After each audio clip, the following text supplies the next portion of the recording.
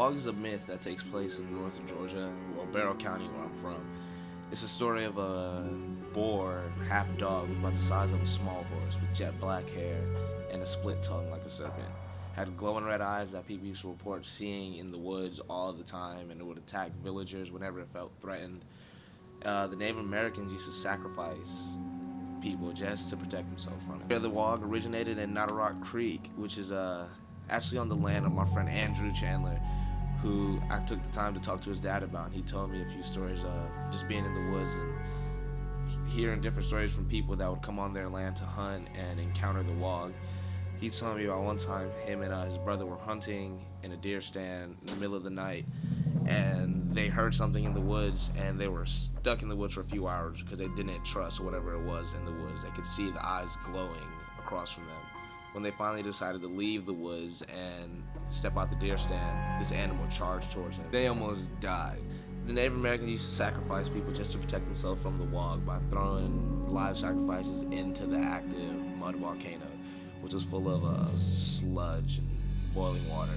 All of the Wog stories are referenced in the Barrow County Library. You can go look up Jackson County history books, because Jackson County was originally the name for Barrow County. Rock Creek is full of evil spirits from all the sacrifices the Native Americans had to do in the mud volcano to protect themselves from the Wog.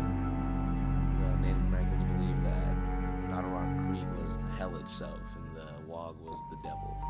This sign right here is actually a sign on the Chandler land, which is on a tree deep about a mile and a half into the woods, right where supposedly all the sacrifices and the sightings were taking place. Now, I asked Mr. Chandler, who's lived on this land for 60 plus years, and his family on, and nobody knows where that sign came from. It's been there as long as he can remember, and that question is still unanswered.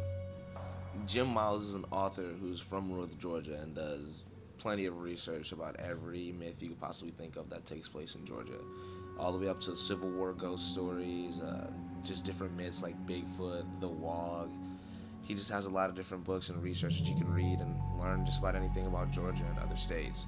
So all of his research really did help me out with my myth. So the fact that he went to the Chandler land to do all this research, and I also went to the Chandler land myself to talk to Mr. Chandler, just reassured my theory to the fullest. The Weird Georgia book is the best reference I use to find all the information that I use for my myth.